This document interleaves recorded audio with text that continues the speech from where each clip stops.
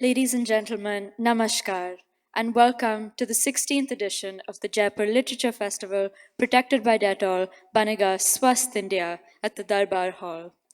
We are delighted to introduce Black Ghost of Empire with Kris Manjapra in conversation with David Olusoga.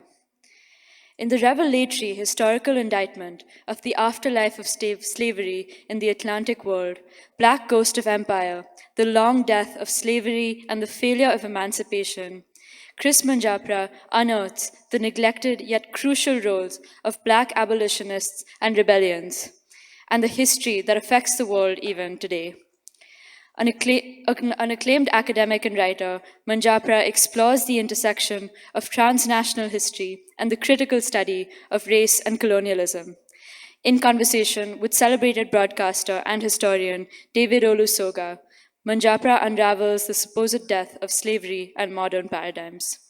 We are delighted to introduce our first guest, Kris Manjapra. Born in the Caribbean, works at the intersection of transnational history and the critical study of race and colonialism. He is a professor at Tufts University in Boston, USA. Joining him is David Olusoga, a British-Nigerian historian, author, presenter, and BAFTA-winning filmmaker. He is the professor of public history at the University of Manchester. Olusoga has written 7 books, including the award-winning books Black and British, The Forgotten History, and The World's War. Over to you. Well, thank you very much for those kind introductions, and it's very good to be here with you, Kris. We're going to talk predominantly about the ways in which the slave systems around the world came to an end, but I think we need to begin right at the beginning with where those systems came from and how they differed from forms of slavery that pre-existed them. So the forms of slavery in the New World, in the Atlantic world that emerge in the 15th, 16th century, they emerge in a world in which slavery is almost ubiquitous. The Africa that Europeans encountered had slavery, as did Europe, as did the Islamic world. Could you paint a picture of the global world of slavery as it was in the 15th, 16th century? Yeah, absolutely. David, thank you for hosting our conversation. And I want to say before I even begin how much I admire both your writing, but also the way that you translate history to larger audiences. And it's a model for me as somebody who works in the university. And so, your question about thinking about an introduction to the systems of slavery. One way I like to think about it is in terms of oceans. So we have the Atlantic Ocean, it has its particular system. The Indian Ocean has its particular system. And the Pacific Ocean had its system of slavery. And so by the time that we come to what we might call the crescendo of global slaveries around the 1700s, 1800s, each of these oceans was a very active space for the shipment of enslaved people. And in fact, when you look at the numbers, some 12 to 15 million enslaved people were transferred across the Atlantic, and about the same number were transferred across the Indian Ocean. And when you look at what happened in the Pacific, along the Pacific archipelagos, they developed this program called blackbirding in the 1800s, which was slavery. So slavery, as you're saying, is a global system. And the book that I wrote, Black Ghost of Empire, definitely looks at that comparative system, but it also makes the point about what was distinctive about the Atlantic system of enslavement. And it's not just global, it's also old. Slavery is a constant in human history. We're going to go on to talk about what is distinct about New World slavery, but could you paint a picture of the ubiquity historically of slave systems?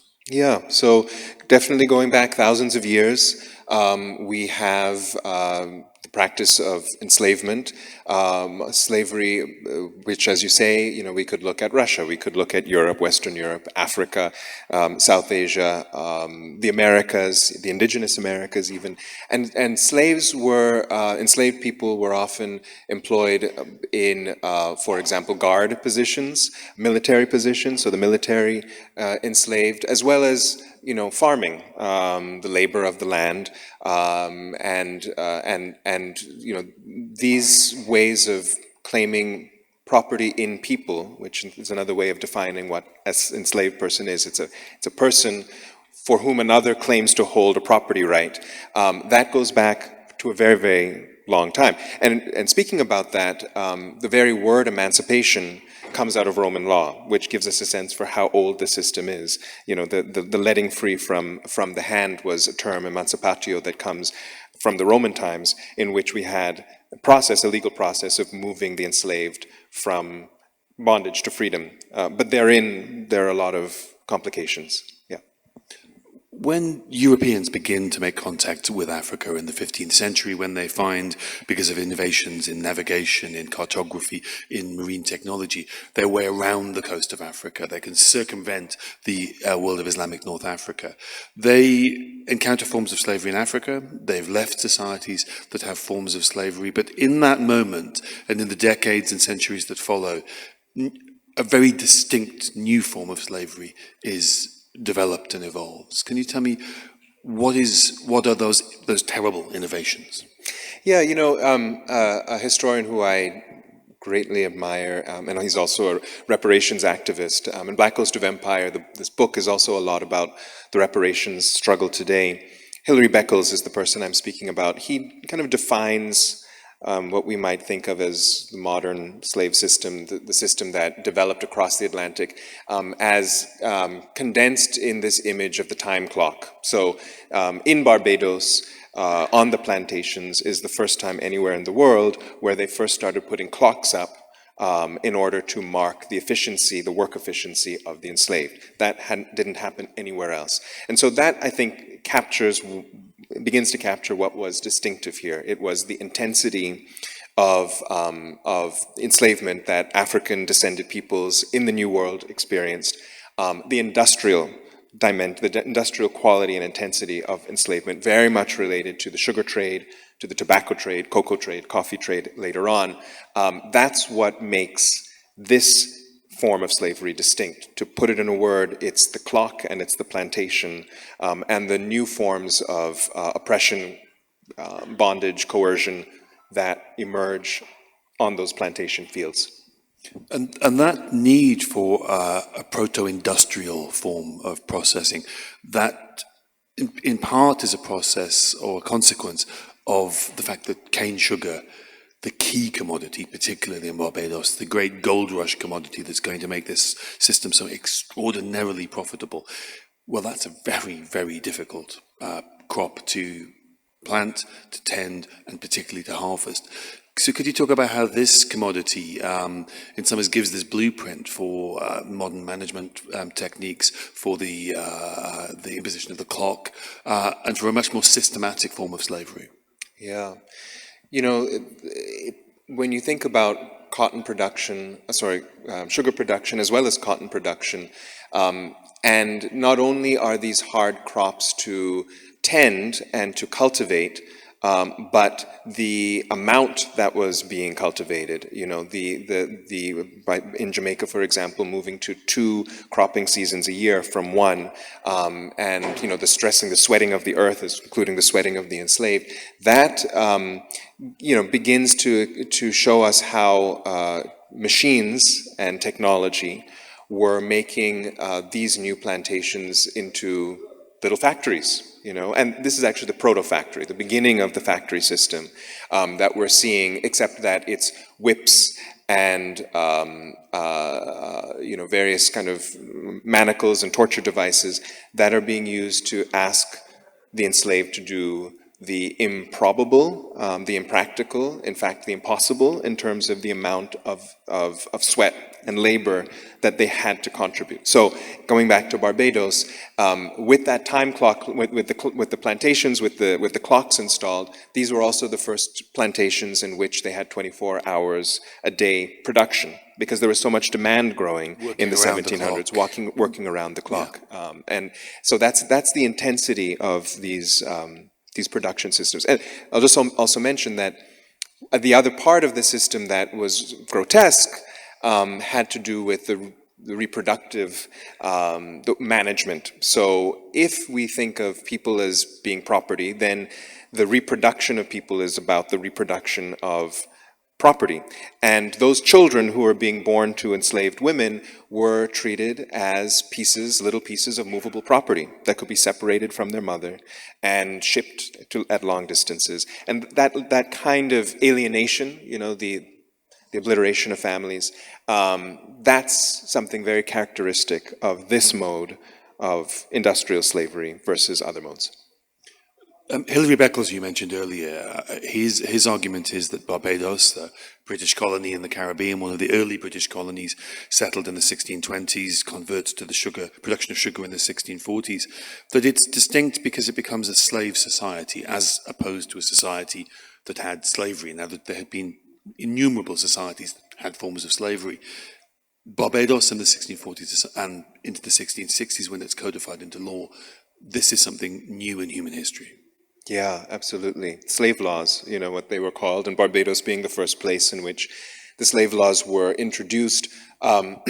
Slave laws were a new legal system that ensured that the right to control this human property lay completely and utterly in the hands of the planters. So basically legalizing extra legal activities like the use of posses and vigilantes in order to keep the enslaved in fear and to ensure that the enslavers could act with impunity. So slave laws are racial laws, and they create a two-tier system, but for those who are in the bottom tier, i.e. the black tier, it's not a question of having an inequitable relationship to rights, it's having no rights, and having that become codified. And so that legal code, those slave laws from Barbados then spread, and were invented and then spread across the Caribbean and into the Indian Ocean. And they actually tell us a lot about where some of the ongoing legal inequity of Black communities lies today. These are long trajectories of history, but they're related, they're connected. I think, in a very, very profound way. The world that is created in the Caribbean, in North America and South America in the 16th, 17th centuries.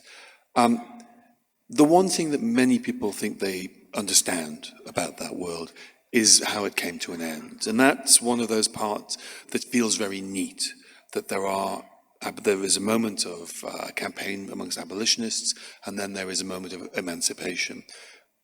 This book really complicates and stresses a much less neat, much less happy, much less satisfying, but much more true story, that what happens is incomplete. And what you stress are not just the fissures, the breaks that abolition and emancipation represent, but also the continuities between those systems and what comes afterwards. Could you give me the big picture of what you were trying to achieve there? Yeah, sure. So we could think about emancipations as taking place over the course of about 100 years. I think of it as the emancipation century. And beginning in the 1770s and ending 1880s, and then there's an afterlife in the 20th century. But during that 100 years or so, in the book I talk about 5 different types of emancipation that take place in 5 different parts of the world, including here in India. There's an Indian emancipation in 1843, which is significant and has a lot of implications. But the main point, the underlying point, is in different ways they all construed, in some ways informed by the inheritance of those slave laws, which were always for the benefit of the enslavers and were to support impunity, their impunity. Emancipation laws also, in many ways, were about the same thing. They were about not just letting the enslavers off the hook legally, but actively, of course, compensating them in a variety of ways for the loss of this right to property and other people. And it also means that emancipations never, not once, provided reparations or compensation to the enslaved. So the 5 different types of emancipation that the book discusses, beginning in Philadelphia, where it's kind of like the epicenter for emancipation, Philadelphia in the United States. ending in Africa with the emancipations that take place as European empires colonize the subcontinent, the continent of Africa. They're all reverse reparations, backward reparations, reparations paid to enslavers. And some of us know that history, but I think in the general discussion that is really forgotten or not attended to. And then the question is, what are the implications? I think it's entirely right. Just to pick up on that point, the only aspect of slavery that's taught to most people in British schools is abolition, and yet Clause 24 of the British Act of Abolition, the clause that allowed the government to raise £20 million to pay the 47,000 slave owners, I've never met anyone who was taught that at school. And much of the debate about reparations today is conducted in the ignorance that reparations have long been a feature and were, from that moment of emancipation, a feature of the end of slavery. Reparations seem perfectly viable for the enslavers, but not for the descendants of the enslaved. So I think you're absolutely right that it's been forgotten. Could you sort of sketch out the various ways in which this compensation is agreed and come to, and how it's paid in different parts of the world? Yeah, absolutely. And I also want to say, well, even before painting that picture, I want to make a point about how closely this is tied to Indian history, and why it's important to talk about this history here, meaning in India at the JLF in 2023. When we look at the continuations of bondage after emancipation, in other words, the ways that bondage continued in and through what was taking place during that abolition century, we see that slavery in some ways created this template for shipment of bonded, coerced people. And because emancipations didn't address or redress or repair those systems, they continued. And in fact, it was Indians, South Asians, Dalit South Asians, Adivasi South Asians, poor peasant South Asians from the land who came to overwrite those same systems as the new bonded labor. So here, of course, I'm thinking about the indenture system. The indentureship system that Indians suffered, borrowed a lot of the same techniques that were invented in and through emancipation. So I'll give you one concrete example. One of the key innovations, legal innovations of emancipation law beginning in the 1780s was to indenture Black people as they were moving into nominal freedom. So as opposed to making the enslaved free, they were put into a waiting room of history, a waiting room of often 7 to 14 years, where they had to basically continue to work as slaves, continue to work without pay, and they could continue to be coerced and tortured without any legal recourse. So it was the invention of indentureship. It had a little bit of a precedent, but this is when it's applied to plantation labor. And it's South Asians who become the main indentured of the earth by the millions, 12 million, even more than that by the end of the 19th century. So it's because of the failures of emancipation that coercion then came to apply to Indians and their families and their histories. So I think there's a really important circulation to note here in terms of who gets caught, in this broken system, and then also who continues to win from the system, and we can talk about who the winners were. Yeah. And of course, the Indian indentured labor system also takes place here in India. There is also mass movement of people to Assam on the British tea plantations. So this idea that indenture always involves crossing seas, it's always the transference of people out of India, it's also a process within India, and there are millions of people in this country right now who are the descendants of indentured laborers who never left India but were displaced nonetheless from where they came from. Can I make one quick point about that? It's really interesting to note how connected the Atlantic world is with what's even happening internally to India. So, for example, when slavery was ending in the Caribbean, through these failed emancipations, and also in the American South, I'm thinking of the 1830s, 1840s, British officials actively came to the Caribbean, to Jamaica, to Barbados, to Alabama, to Mississippi, and they recruited overseers, young white men who were trained as, factory organizers with the whip on these on the kind of this circum-Caribbean world, and they took them to India. They took them to places like Assam, Bombay, Kerala, as they were developing the new tea system here. And then that connects to the story of once the system was created, this vacuum of pulling people internally in South Asia into the plantation system, especially in Assam, also in Kerala. And so there is this really clear transfer of techniques and technology, of capital. The capital story is that because planters in the British Empire were paid a huge compensation, 40% of the British gross domestic product in the 1830s, they had money and they were footloose with that money. They used it, and they used it to reinvest in bonded labor systems in other parts of the world, especially in Sri Lanka and in India. So it facilitated the expansion of that plantation system, and Indians got caught up in that, as the oppressed.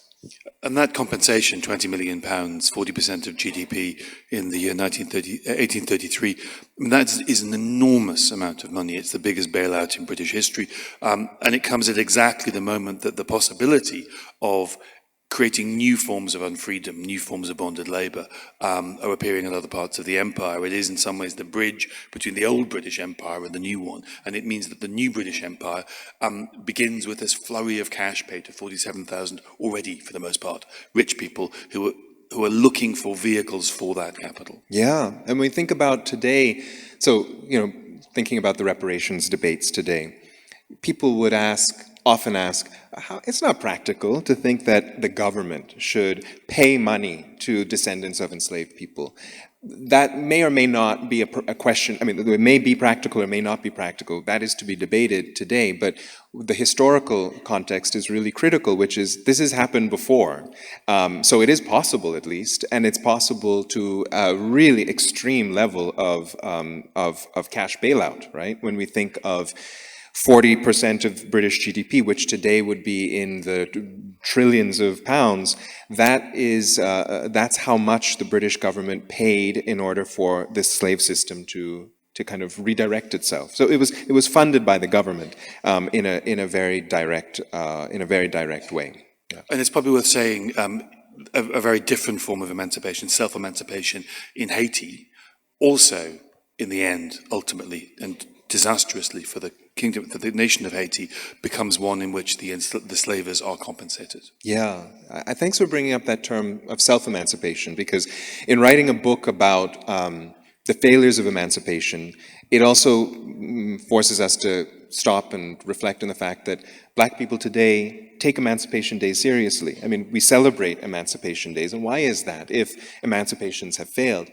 I think part of the answer is that for Black people, emancipation means a whole range of things, and it certainly means the work of self-emancipation. And so, thinking of Haiti as a whole nation that didn't wait on the empire, the French Empire, to free them, to let the enslaved free from their hand. They stole their freedom from the French. That is a really powerful and inspiring moment of self-emancipation. And this idea of self-emancipation really threads through the whole 19th century. It is the main characteristic of the Black abolitionists. Making it very simple in a certain sense, I think white abolitionism was a lot about gift giving, was a lot about asking the enslaved to become free, to wait for a period of time, to get trained, to learn, to better themselves. Gradualism being the key word. Gradualism. It was a lot about gradualism. We can't ask for too much at once. Just give you a little bit, you learn about, you get satisfied with that, and then be grateful for the next little piece. The same logic operates today in terms of, often the way that mainstream politics work. But Black communities were not satisfied with gradualism. They asked for immediate liberation, and that is what self-emancipation is. There's this amazing book written in the 1850s by Martin Delany, and it's called Blake, and the novel is about this community, this traveling community of escaped enslaved people, of fugitive slaves, who basically flee from the plantations of Mississippi and then from Alabama, and then move to Cuba, and there's a slave revolt in Cuba. And then they connect with enslaved people on the coast of Africa. And the end of the novel is about them returning to Cuba, which was another really, like Haiti, another really powerful place in the Black imagination to imagine revolution. And they create this new country called Africa. Africa, not Africa, but Africa. You know, Africa with a difference, a new Africa, a place of the self-emancipated. That was an aspirational vision that Delaney wrote, but that captures the spirit of what Black abolitionists demanded. You know, it wasn't just a little bit more or accepting the weight. It was a revolutionary vision of freedom, of liberation. And I think that vision still lives today. And that vision, of course, is very different from the cautious, gradualistic approach of the white abolitionists. I think it's important to talk about not what the change that the abolitionists sought, the end of these formal systems of slavery, but how much of the arguments of the slave owners and their enormously powerful lobby in Britain and other countries, and how much of the economic arguments of their time they had imbibed. In my experience of studying slavery, people are often shocked and very surprised that the abolitionists are not anti-racist, that the abolitionists agree with very many of the arguments about the nature of Africa and the nature of Africa that the slave owners and slave traders have developed over those previous decades. Yeah. In our conversation yesterday, you introduced that idea of absolution. I mean, abolition in, let's say, the mainstream British national narrative and in the mainstream American national narrative. This study of abolition is a lot about white absolution. The fact that, you know, we freed the slaves. We have our Wilberforce, we have our Lincoln. We did enough. It's time to move on. To absolve the nation from its history. But what does it mean if the ideas that are governing an abolition are in fact racist ideas? The key racist idea being that of black debt, that black people somehow deserved slavery, deserved the condition that they were in, or that in order to be free, they needed to bear a burden on their shoulders to walk into freedom. Because it was, you know, at least the burden of gratitude. Because after all, you were freed. So these are essentially racist ideas. They're anti-black ideas. And they laced through the way that state emancipations happened, because they were the ideas in the mind of the abolitionists in charge. It doesn't mean that all abolitionists were doing that. You know, in the book, I really get really interested in this radical woman, white woman in Britain, Elizabeth Hayrick, who was in line with really radical thought, and she was on the cutting edge of saying, pay the enslaved a compensation. Don't pay it to the enslavers, pay it to the enslaved. So, you know, there were people like her, and, you know, in this interesting connection between feminism and women's rights and black liberation, and that's been a historical thread, you know, a woven thread that we could trace. So there were really inspiring people, but these are not the people who we often talk about, or which are spoken about in the national narratives. Well, to take the British example, in 2007 we had the bicentenary of the abolition of the slave trade. There was one feature film made, and it was a biopic of William Wilberforce. Right. Now that was an opportunity to introduce Sam Sharp, who led the Great Rebellion in Jamaica, or Elizabeth Hayrick, or Hannah More, or those radical female abolitionists of the 1820s. But we are so addicted to the Wilberforce story that it inevitably became a Wilberforce story. But it was also one that didn't point out the key thing is that they believe in these forms, in these racial hierarchies. They have imbibed many of the ideas. People are very shocked when you point out that Wilberforce was someone who believed in racial hierarchies, that Granville Sharp, a man I admire enormously, believed in racial hierarchies. The arguments, and in some ways this is the other thing that I think is distinct about New World slavery. The arguments made and developed, the stereotypes devised by the slave owners and slave traders, they not only live on today, they informed the opponents of slavery, because they still believed black people were not ready for freedom, needed to prove themselves, needed a period of training. Can you talk about how those racial ideas were the foundation for these debates? Yeah, that's a really great point to sit with, is the opponents to slavery had imbibed the same racist ideas of the proponents of slavery within the power set, within the main interest groups who were calling the shots. We can think of that in terms of Wilberforce. We can think of that in terms of that point in terms of Zachary Macaulay, the father of another Macaulay who had a lot to do here in India. And what Wilberforce and Macaulay and even Granville Sharp, what that conversation was at the beginning, in the 1790s and the 1800s, was about give a concrete example, creating emancipation colonies, Sierra Leone being the first one in Freetown, in which the enslaved so here in 1806, of course, we have the abolition of the slave trade, but the abolition of the slave trade was connected to these racist ideas of what should then happen afterwards. And what should happen afterwards is that people who had just been stolen from their families and who were let out from the hold of the ships were to be led through the gates of Freetown and led into a 14-year training program, an apprenticeship, in which, the racist idea, because they couldn't handle freedom yet, they were not civilized, they would bear the burden of being bonded laborers. And they often worked as in the military, they worked in janitorial work, they were shipped abroad and worked in plantations.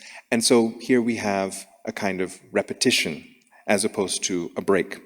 At the same time, we have Black abolitionists and white communities, more radical white communities around them. I'm thinking of Olado Equiano and Ottobah Kogwano, for example, who were active in London, who were very, very vocal about the need to end slavery through a reparations process. That word actually being used by Kogwano in the 1790s.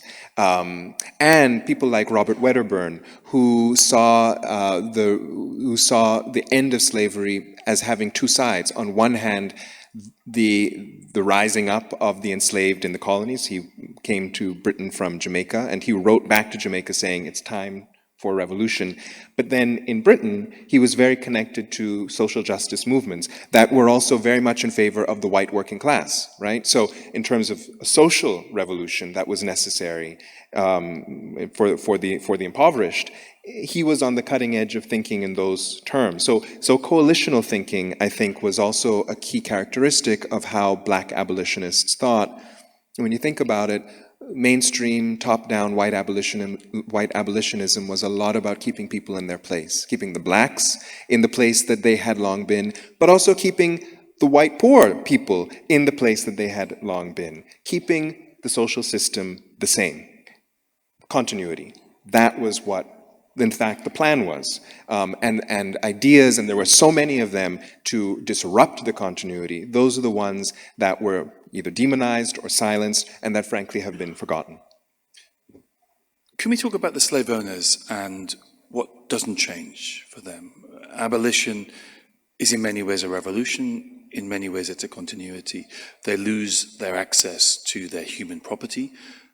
Very little else changes. And here I'm thinking particularly about land, about policing, about property ownership. Can you paint a picture of what they keep? Yeah, land, in terms of the continuities of plantation ownership after emancipation. Let's think about the British Empire.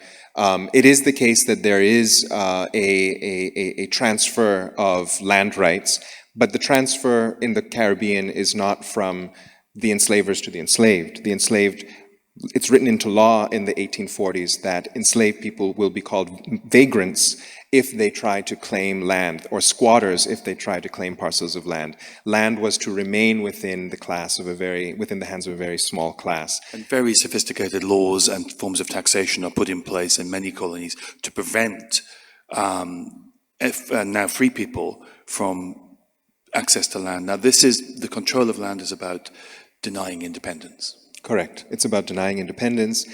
It's about denying sovereignty. The sovereignty of any people is characterized, I mean, essentially by their relationship to the land, their ability to control their own relationship to their land.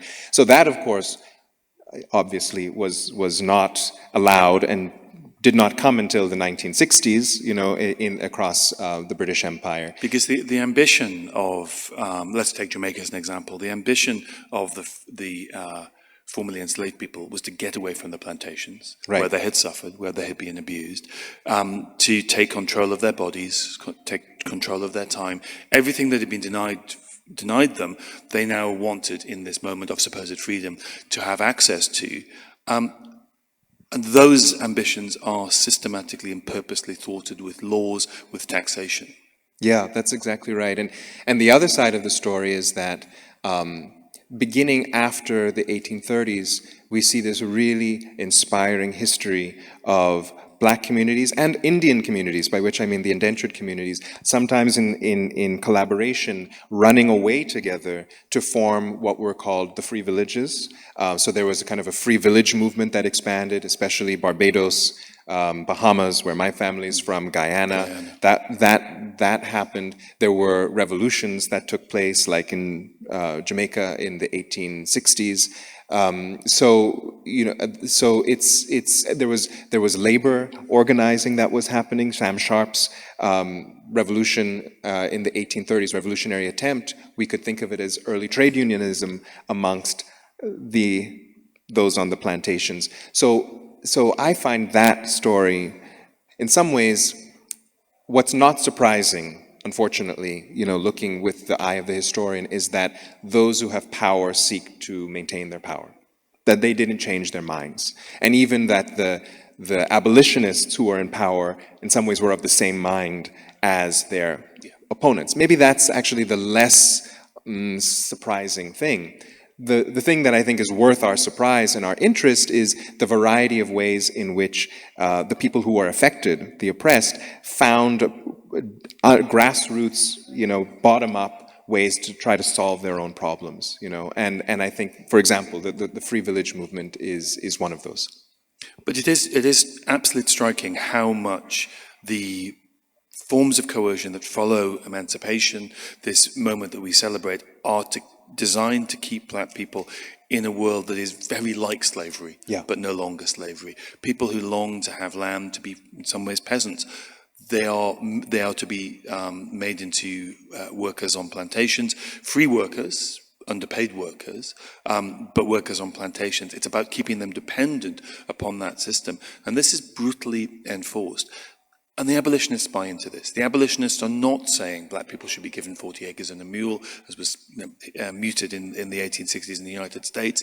The idea that they have to work to prove their value and that the only place where they can do legitimate work is under white oversight on plantations. Yeah. Everything else is illegitimate. That's right, that's right. And what do Black communities do in response? They, having fled to the free villages or having fled into the mountains, like, you know, we think of the maroon communities that are expanding throughout the 19th century. There's also a large African indenture community that's coming in. There's an Indian indenture community that's coming in. They develop new folkways together. There's Kumina, and Obeah, which are new world religions. They don't have a direct reference in Africa. They are invented in the New World with a lot of African input and as well as Indian input. And these traditions are about a people imagining freedom together. They relate to the land in ways that are the opposite of the plantation, you know, through ethnobotany, through looking for medicines in plants, through using plants for spiritual practice. These are healing practices. So that to me is really striking, that in the midst of this ongoing oppression, the oppression in terms of relation to land, the ways in which policing was being aggravated. There were more Black people in British colonial Caribbean prisons in the 1860s than there were in the 1830s. There was the withholding of education. These oppressions were continuing. In response to that, the enslaved didn't throw up their hands and feel overwhelmed. They invented. and they invented through the use of spirituality, religion, folkways, foodways, cultural ways. Think of the Rastafari movement, and it's very much kind of coming out of that energy. I find that really amazing, and something for us to hold on to today, in terms of when we confront the obvious fact that power replicates from the top. It's also the case that power is being cultivated, is being generated from the bottom, right? And those ways in which the people generate power, often without capital. And I think spiritual practice, food practices, family practices, these have a lot of power in them, but sometimes we don't really think of it as such, right?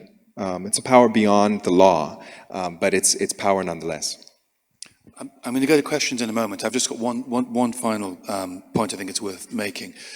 The abolitionists imbibe from the slave owners and slave traders stereotypes about the nature of Africans. They also imbibe ideas about Africa, the continent. And they have many of them have a vision for their next crusade being focused on Africa. Now this is one of the things that shocks people most about the abolitionists, is how easily, with frictionless, they seem to move from a form of anti-slavery to a form of colonialism. Yeah. But that comes to your point, David, that the ideas in their minds were not of an order markedly different from the ideas in the minds of their very opponents, meaning there was a consensus amongst the abolitionists, amongst a class of abolitionists and a class of enslavers. And who were the same people who went to the same universities. In the case of George Hibbert and William Wilberforce, this is the leader of abolition and the leader of the slavery lobby. They literally worshipped every Sunday in the same London church. That's right. And they also, I think, very clearly thought about, at least part of the project as a PR project, as how to put a dressing on a system that was to continue, to dress it up so that it could be legitimated and justified under new circumstances. And I could point to, we talked about, for example, the Wilberforces and the Macaulays. We could also talk, for example, of Thomas Buxton, who is a potentate, a member of Parliament, part of a very powerful brewing family, Quaker family, and Buxton in the 1830s and 1840s was the main articulator of this shift from now that we have abolished slavery in the Caribbean and we are the abolitionists, let us now turn our moral attention to Africa and let us civilize Africa. Let us free the Africans from themselves. He articulated that in his writings. When he articulates what is wrong with Africa, he almost verbatim describes the arguments that you can see in the writings of pro-slavery writers like Edward Long about Africa as this hellscape. That's right. That's absolutely right. And it's in the decade after that, in the 1850s onwards, that we have the rise of British missionism. The missionaries emerge. Of course, Livingstone gets lost and he has to be found. And in the coming decades, the idea, for example, of the African fetish, that Africans have a religious system that is demonic, in which they worship objects as opposed to worshiping a godhead. There are all kinds of ideas that were being cooked up in order to justify aggressive, violent colonialism and framing that colonialism as emancipation. So the conquests of Africa, taking place from the 1870s, 80s onwards, they were framed as emancipation processes. And that was part of the PR project of that time. Thank you. Yeah. Any questions? There's in the white, please. Can we get a microphone to the gentleman in the white? Thank you. First of all, congratulations. One of the finest sessions at the JLF, or indeed anywhere. Eye-opening. So, yes, round of applause, please. I think, I don't know why this material that you've just mentioned is not taught to us here in India. I think we need to change that, number one. Number two, you mentioned, again, very eye-opening, I did not know these, the backward reparations part, that the enslavers were entitled to reparations, but not the enslaved, and also the black debt. So may I bring up the most important thing, which we have not discussed so far, which is the religious dimension of slavery. So if you look at the Old Testament, the common text of the three Abrahamic religions, not only is slavery accepted, it is ordained by God. Right? If you look at Deuteronomy or any of the other, at least 5 sections of the Old Testament, and even in the New Testament, it's very, very well accepted.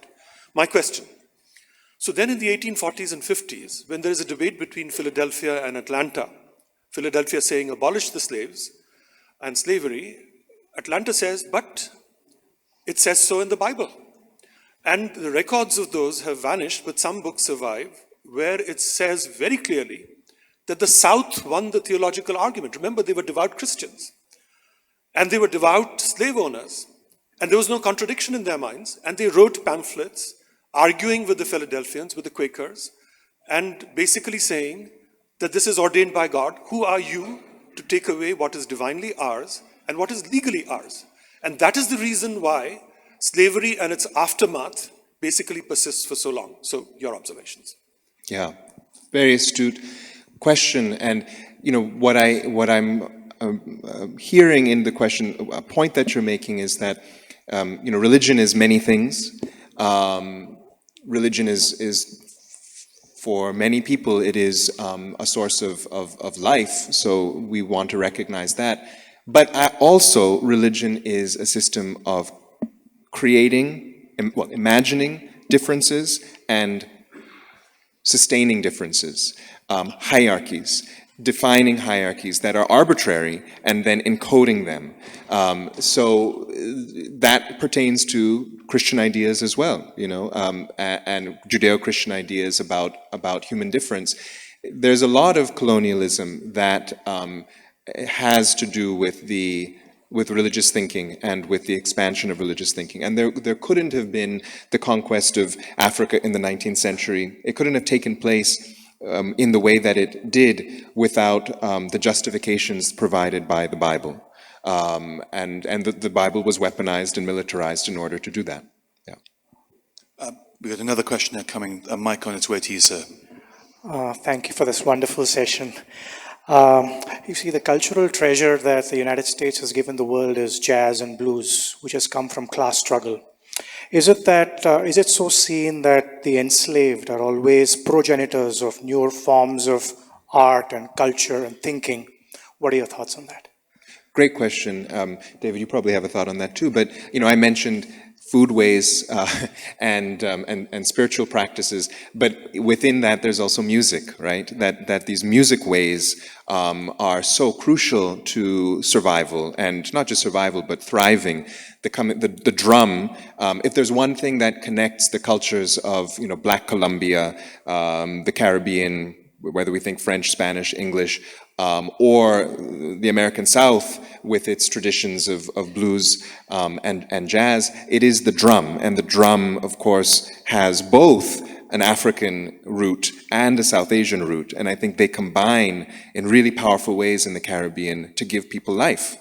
So music is another one of those essential pieces. And there's a beautiful book that I love by Clive Woods called Arrested Development. And it's about precisely what he thinks of as a blues mode of thought, that's what he calls it, which develops in and through the plantation system in order to disrupt it, you know, and it couldn't have happened otherwise. Yeah. Thank you. There's a lady here at the front, please. And we've only got a couple of minutes, so if you could be brief, I'd appreciate it. Thank you so much. It was really an intense and very enriching discussion by two of you. Congratulations. My question is a little bit on the practical aspect of reparation and other things. When I speak to my white friends, they're not necessarily racist, but they say that, why? I'm also equally poor to my black friends. I'm not a racist person, but why should they be treated? I mean, they have an issue with black reparation because of their ignorance, I think, because they have not been taught in school about slavery and other things. And when I talk to my black friends, they say that, why should we take the burden of educating our friends who are ignorant about their past or our past? So there is a gap in the communication in the present generation Americans who are my friends. So I would like to ask you, or I would like to, of course, this is a very big problem at this time. Is there a solution in sight to this communication gap, according to you? Kris, briefly, if you could. Sure. So I've been talking about this kind of question with friends a lot, and I just want to make one point, which is I think a lot of where privilege lies, those who are privileged, whatever kind of privilege, part of what privilege is the power to deny social context, right? The power to deny social context. So when white people say, look, I have a hard life too, why should we need to pay reparations? I think in that statement, there is a lot of denial of historical context. And if you look at the United States or you look at Britain, and you look at who are the families who have least access to land and property, or who have access to health, or what are the death rates, or what is the relationship to the police or to policing, it's not just like a little bit of a difference. This is a vastly inequitable system that we have in which anti-blackness is in the numbers. You know, it's not a debate, it's in the numbers. And so that context can be denied, but it takes some privilege to deny it. And that, I think, is a lot of when we see this discussion about wokeness and, you know, and all of the slurs that are used to try to demonize or silence discussions. A lot of that is about wanting to silence a discussion about social context. Ladies and gentlemen, please join me in thanking Kris Manjapra. Thank you for being here this morning. We would like to thank Kris Manjapra and David Olusoga for this riveting session.